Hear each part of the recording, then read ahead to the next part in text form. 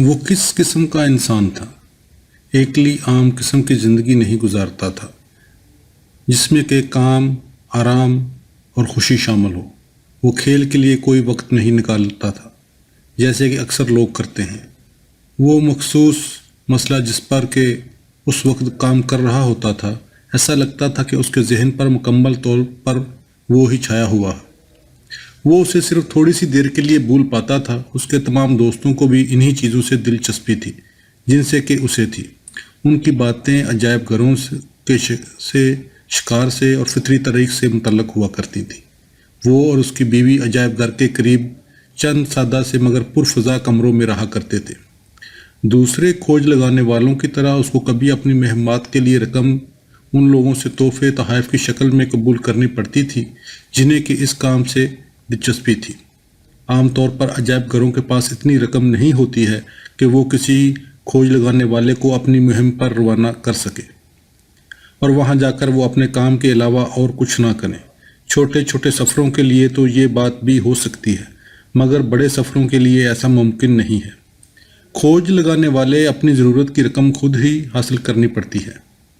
عجائب گھر صرف تھوڑی سی امداد دے دیتا ہے، کچھ مزدور دے دیے یا شاید تھوڑی سی رقم بھی، مگر یہ بھی صرف اس حد تک نہیں جس حد تک اس کے لیے ممکن ہے۔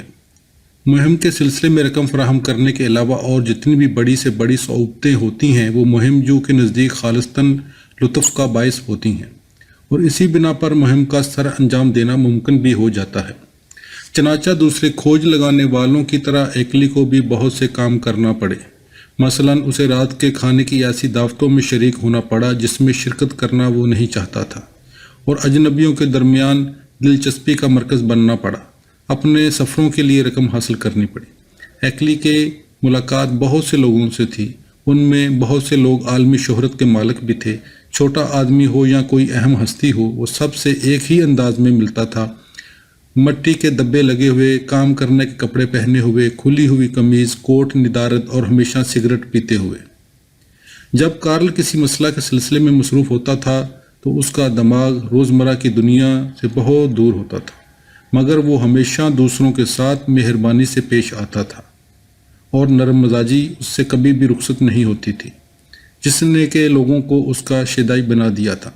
ایکلی روپے کی کوئی پرواہ نہیں کرتا تھا سوائے اس بنا پر کہ اس کی بدولت وہ اپنا کام کر سکتا تھا۔ وہ مجمع عام میں تقریر کرنا پسند نہیں کرتا تھا، مگر اسے ایسی بہت سی تقریریں کرنی پڑی کیونکہ لوگ اس کی مہمات کے لیے اسے روپیہ دیتے تھے۔ اس کی تقریریں اس کی طرح سادہ اور خوشگوار ہوتی تھیں۔ وہ لوگوں کے سامنے چلا جاتا تھا اور انہیں اپنی عجیب اور دلچسپ زندگی کی کہانیاں بالکل اس طرح سناتا تھا جیسا کہ وہ اپنے گھر یا اپنے کام کرنے کے کمرے میں اپنے چند دوستوں سے باتیں کر رہا ہو۔ اس میں کوئی شک نہیں کہ اس کے سامعین کو اس کی تقریروں سے عشق سا تھا۔ بول ایکلی کی زندگی کا ایک اور اہم حصہ اس کی تصویر کشی سے دلچسپی تھی، یعنی کیمرے سے تصویریں کھینچنا۔ یہ اس کام کے لیے ضروری تھا۔ اس کے علاوہ اس کے ذریعہ اسے افریقہ کے جانوروں کا ریکارڈ رکھنے میں بھی مدد ملے گی، کیونکہ ان میں سے بہت سے پہلے ہی معدوم ہوتے جا رہے تھے۔ جبکہ وہ امریکی عجائب گھر کے گروہ کی خاطر ایک بڑے نر ہاتھی کی تلاش میں تھا، اس نے ایک ایسی تصویر لی جو اب تک اپنی نوعیت کی ایک ہی ہے۔ یہ ایک ایسے ہاتھی کی تصویر ہے جو کہ غصے سے دیوانہ ہو کر کیمرے کی طرف جھپٹ رہا تھا۔ یہ بہت ہی قریب کے مقام سے لی گئی ہے۔ یہ بات اس طرح پیش آئی تھی جبکہ ایکلی کیمرہ استعمال کر رہا تھا۔ جم کلارک اس کے ساتھ بندوق بالکل رکھے کھڑا ہوا تھا۔ انہیں 3 مادائیں اور ایک بچہ نظر آیا۔ جب ایکلی اپنا کیمرہ تیار کرتا تھا، ایک مادہ کی ان پر نظر پڑ گئی۔ وہ ان کی طرف انتہائی تیزی کے ساتھ جھپٹی۔ جم نے فیصلہ کیا وہ اس وقت تک انتظار کرتا رہے گا جب تک کہ وہ کیمرے کے چالو ہونے کی آواز نہ سن لے، مگر اس کے لیے یہ سخت مشکل ہو رہا تھا کہ وہ بندوق نہ چلائے۔ ہتھیلی سیدھی ان کی طرف آ رہی تھی، کان پھیلائے ہوئے، لمحہ بہ لمحہ بڑی سی بڑی نظر ہوتی جا رہی تھی۔ جب اس کی صورت کیمرے کے منظر میں سما گئی تو ایکلی نے اس کی تصویر لے لی۔ اور کلارک نے فوراً گولی چلا دی۔ اس سے ہتھنی مڑ تو گئی مگر اس کے پلٹ کر انہیں مار ڈالنے سے روکنے کے لیے اسے 2 گولیاں اور چلانا پڑیں۔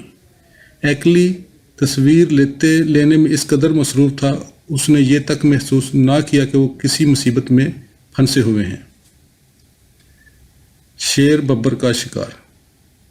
کیمرے وہ جو خصوصاً متحرک تصویریں لینے کے لیے استعمال کیے جاتے ہیں ایکلی کی نظر میں کبھی بھی اتنے اچھے نہ ہی پائے کہ اسے پسند آ سکتے۔ خاص طور پر اسے اس گھٹیا درجے کی تصویر کا بڑا افسوس تھا جو کہ شیر ببر کے ایک زبردست شکار کے موقع پر لی گئی تھی۔ اس نے شکار کے لیے سنندی شکاریوں کو جمع کیا تھا۔ پہلی صبح کو ہی انہیں ایک جانور گھنے پودوں کے درمیان جاتا ہوا دکھائی دیا۔ ایکلی نے اس امید کے ساتھ اپنا کیمرہ تیار رکھا جب اسے مطلوبہ ببر کی طرف بالے مارے جائیں گے تو اسے مجبوراً کھلے میدان میں آنا پڑے گا اور وہ اس کی تصویر لے گا، مگر اس کا منصوبہ کامیاب نہ ہو سکا۔ بالا برداروں نے اس جانور کو گھیرے میں لے لیا اور وہ اس کی جانب بڑھے، مگر شیر ببر کی آواز کی بجائے ایک غضبناک چیتے کی آواز ان کے شور و غل میں سے ابھرتی ہوئی سنائی دی۔ اس کے بعد ایک خوفناک نظارہ وقوع پذیر ہوا تھا۔ چند سیکنڈ بعد 2 شکاری تیسرے شخص کو اٹھائے ہوئے اس گھنی نباتات میں سے باہر نکلے۔ اس کے سر پر خون میں لتھڑی ہوئی کھال اور بال اس کے چہرے پر آئے ہوئے تھے اور اس کا کندھا 20 جگہ سے پھاڑ ڈالا گیا تھا۔ ان کے پیچھے تندیوں کا ایک گروہ مردہ چیتے کو اٹھائے ہوئے نکلا۔ اس کی جلد پر بالوں کے 60 سوراخ تھے۔ ایکلی اس زخمی شکاری کو ایک درخت کے سائے میں لے گیا اور وہاں اس کے سر کی مرہم پٹی کی۔ اس شخص نے اس کے سوا اور کچھ نہ پوچھا کہ وہاں کیا ہو رہا تھا۔ اس صبح اس کی خواہش ہوئی کہ اسے گھر نہ بھیجا جائے۔ ایسا معلوم ہو رہا تھا کہ اسے اپنی تکلیف سے کوئی پریشانی نہیں اور وہ دوسروں کے ساتھ اپنا کام جاری رکھنا چاہتا ہے۔ چند دن بعد اس جماعت نے کئی ببروں کو گھنی جھاڑیوں میں گھستے ہوئے دیکھا۔ بالا برداروں نے انہیں گھیرے میں لے لیا۔ ببر شیروں نے بچ نکلنے کی کوشش کی مگر وہ کسی طرف بھی دوڑے ایک نہ ایک شخص کود کر ان کے سامنے آ گیا۔ ہاتھ میں صرف بالا لیے ہوئے جبتے ہوئے غضبناک شیر کا مقابلہ کرنا بڑی ہمت کی بات ہے، مگر کسی نندی سے خوف کے آثار ظاہر نہ ہوئے۔ 3 ببروں کی موت کے ساتھ یہ جنگ اختتام کو پہنچ گئی، مگر کوئی تصویر نہ لی جا سکی۔ کیمرہ اس قدر بڑا اور بھاری تھا کہ ہر حرکت کی تصویر لینے کے لیے اسے جلدی ادھر ادھر نہیں کیا جا سکتا تھا۔ آخرکار ایکلی ایک تصویر لے سکا۔ یہ کوئی بہت اچھی تصویر نہیں تھی، یہ تھی اکیلے بالا بردار اور ببر شیرنی کے درمیان ایک خوفناک جنگ کی۔ شکاری اس جانور پر تقریباً گر پڑا تھا اور وہ دونوں جسمانی طور پر ایک دوسرے سے لڑ رہے تھے۔ جب دوسرے لوگ پہنچے تو وہ نندی اس کی کمر پر بیٹھا ہوا تھا اور اس کی ٹانگ صرف ایک جگہ سے چری تھی۔ شیرنی اس کے قریب ہی مری ہوئی پڑی تھی۔ شکار کے خاتمہ پر ایکلی کو جو تجربہ ہوا تھا اس کی بنا پر اس نے یہ طے کر لیا کہ اب اسے اس سے بہتر کیمرے کے بغیر افریقہ واپس نہیں لوٹے گا۔ بالا بردار ایک ببر شیر کو ایک پہاڑی کی چوٹی پر کھلی ہوئی جگہ میں ہانک لائے تھے۔ وہاں کھلی ہوئی دھوپ تھی اور تصویر لینے کے لیے صورتحال انتہائی موزوں تھی، مگر ان لوگوں کو بڑی جلدی ہو رہی تھی۔ ایکلی کے کیمرہ تیار کرنے سے پہلے ہی انہوں نے اس شیر کو بالوں سے مار ڈالا تھا۔ ایکلی نے محسوس کیا کہ اس قسم کی ناکامی بہت ہی دل شکن ہے۔ اس نے اپنے دل میں عہد کیا کہ ایسی بات پھر کبھی واقعہ نہ ہوگی۔ وہ ایسا کیمرہ بنانے میں لگ گیا جسے تصویریں تیار کرنے کے لیے کوئی دقت نہ ہو۔ ایکلی نے منصوبہ تیار کیا اور اس نے خود متحرک تصویریں اتارنے والا کیمرہ تیار کر لیا۔ گویا دنیا میں ایسا کیمرہ تھا ہی نہیں جو اس کے حسب منشا نتائج دے سکتا۔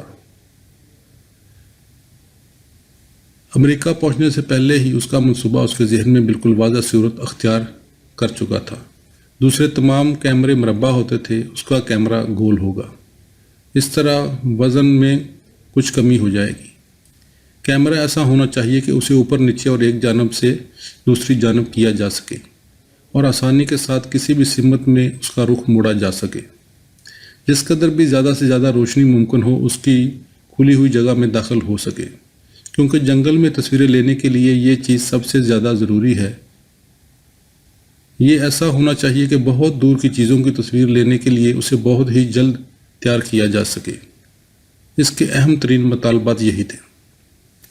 ایکلی کا کیمرہ۔ امریکی جیب گھر میں واپس پہنچنے کے بعد ایکلی کی یہ بڑی ضرورت تھی، اسے کوئی ایسا آدمی مل جائے جو کیمرہ بنانے کا سامان خریدنے میں اس کی مدد کرے۔ میں نے اسے اپنے ایک نوجوان دوست ٹیڈ سنوکم سے ملاقات کرانے میں مدد دی۔ اس نے کالج کی تعلیم سے فراغت حاصل کرنے کے بعد اسے کوئی تجربہ نہیں تھا، مگر اس کے پاس روپیہ بہت تھا۔ اسے بھی یہ خیال پسند آ گیا۔ اس نے طے کر لیا کہ وہ ایسا کیمرہ بنانے کے لیے روپیہ ادا کرے گا۔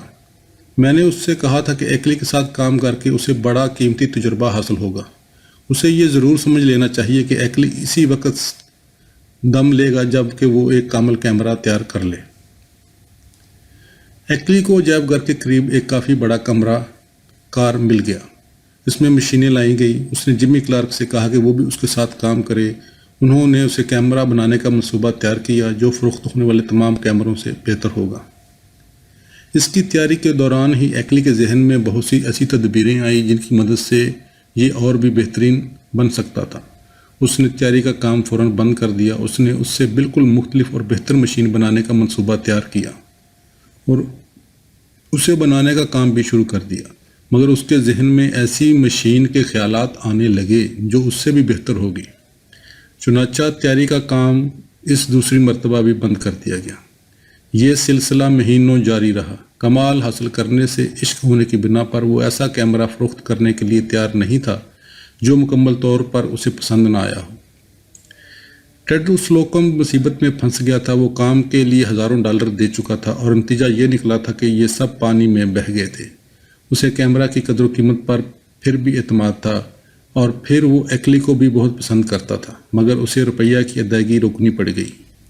ایکلی کو کام بند ہو جانے کا سامنا اس وقت کرنا پڑا جب کامل کیمرہ کی تیاری بالکل نظر آنے لگی تھی، مگر اس وقت تاجروں کے ایک گروہ نے مل کر اس کیمرہ کی تیاری کے لیے ایک کمپنی بنا ڈالی۔ ایکلی کو 2 سال کی سخت محنت کے عوض بہت تھوڑی رقم ملی، مگر اسے یہ خوشی تھی اس کا کام عمدگی کے ساتھ انجام پا گیا ہے۔ اب وہ افریقہ جا سکتا تھا اور عمدہ تصویریں اتار سکتا تھا۔ اس کے نزدیک یہی معاوضہ کافی تھا۔ ایکلی کا کیمرہ بہت جلد ساری دنیا میں استعمال ہونے لگا۔ کئی سال تک جہاں کہیں بھی تیز حرکت و عمل کی تصویر اتارنی ہوتی تھی، ایکلی کا کیمرہ ہی بہتر تصور کیا جاتا رہا۔